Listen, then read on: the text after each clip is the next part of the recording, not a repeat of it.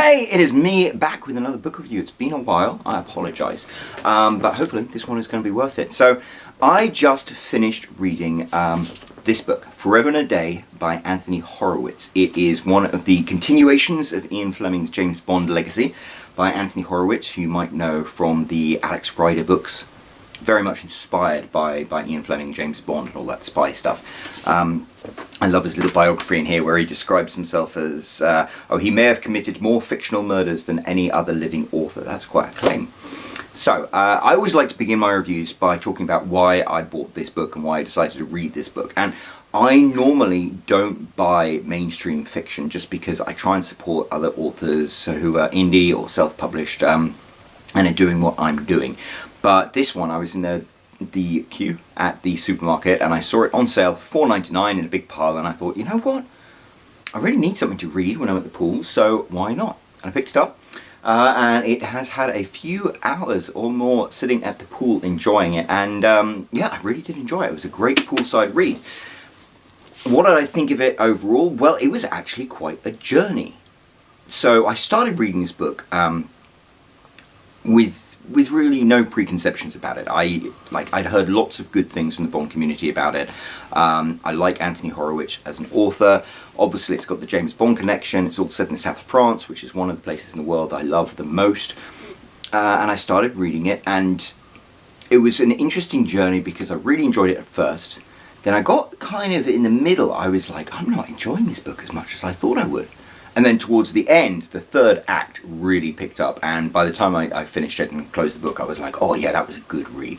That was a really solid read. It was like I'd say it's like Tomorrow Never Dies level in terms of, if you pick the Bond movies and you pick Tomorrow Never Dies, it's like a really good, solid Bond movie. That's what this book is.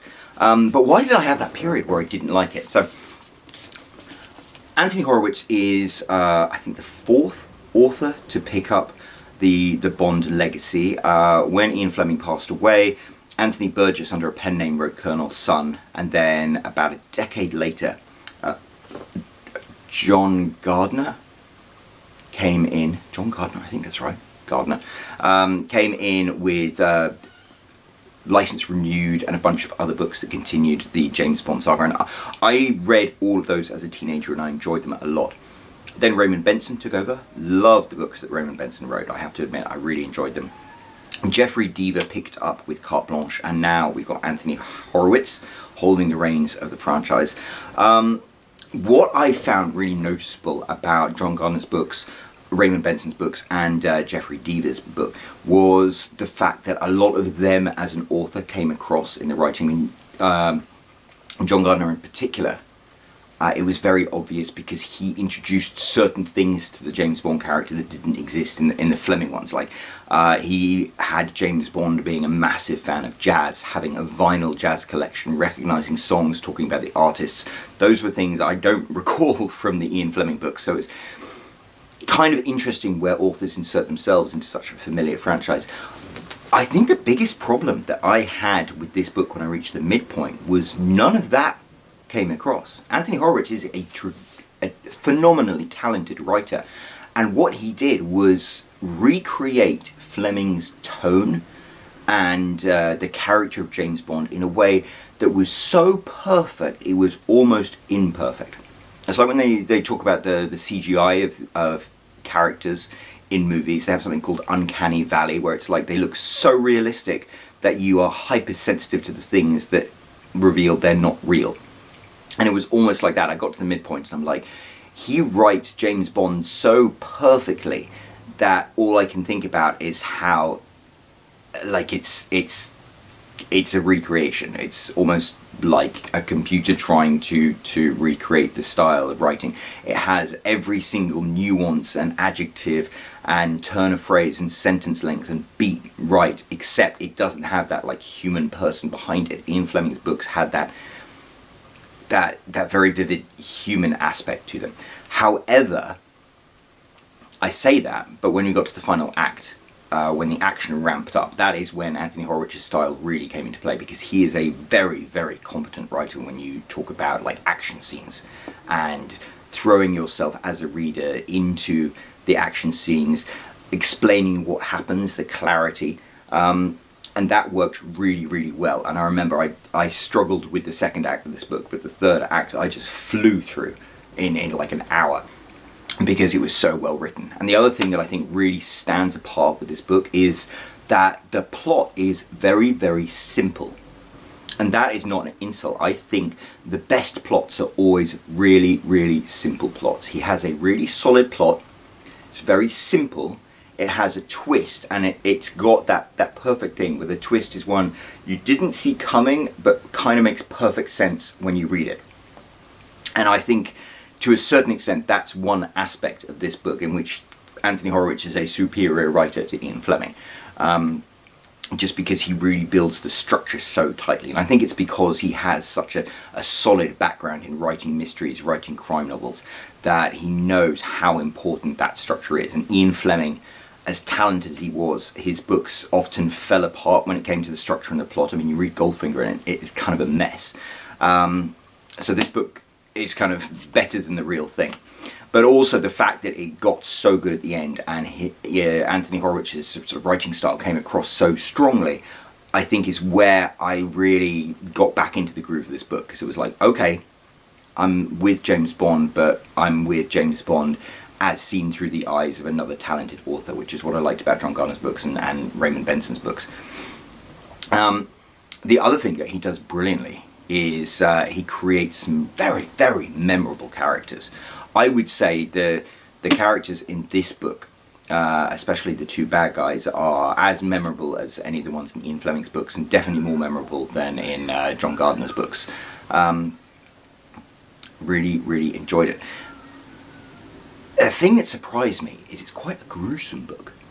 There's one scene in particular where James Bond is in jeopardy, and I actually felt on the edge of my seat as I was reading it. I knew, because this is a prequel to Casino Royale, that what he was being threatened with wasn't going to happen. But I have to admit, reading it, I was like, how the hell is James Bond going to get out of this? And he does. And at the time, my first thought was, oh, that's a bit convenient, isn't it? And then I thought about all the other times that in Ian Fleming's books, James Bond conveniently escaped. I mean, there was the scene in Casino Royale where they tried to blow him up with a bomb, and he just happened to be standing behind a tree, and it just happened that the people trying to plant the bomb set it off too early and blew themselves up. And I was like, that's a pretty convenient way for him to survive. So when I read that, I had to wrestle with my cognitive dissonance, but accept that, you know, him escaping the way he did was completely in keeping with Fleming's style. But at the end of the book, there was a little twist where you found out that it wasn't such a coincidence that he escaped, and that made it so much more satisfying. And I think that's it. Anthony Horowitz does a fantastic job of wrapping up all the loose ends and making this a really satisfying book to read. Just like Tomorrow Never Dies might not be the best or the most memorable Bond film, but it is such a solid Bond film that, you know, it's like top tier without being without reaching like the upper echelons. I don't know, there's not much more to say about it, but I really did enjoy it, and I flew through it. To me, what made it so interesting is I realised that one of the problems with writing a James Bond book as an author must be that you are so limited by certain things that have to be in there. You have to write it in third person, through Bond's perspective. You've got a really rigid canon that you have to kind of navigate, because people will immediately point out where things go wrong.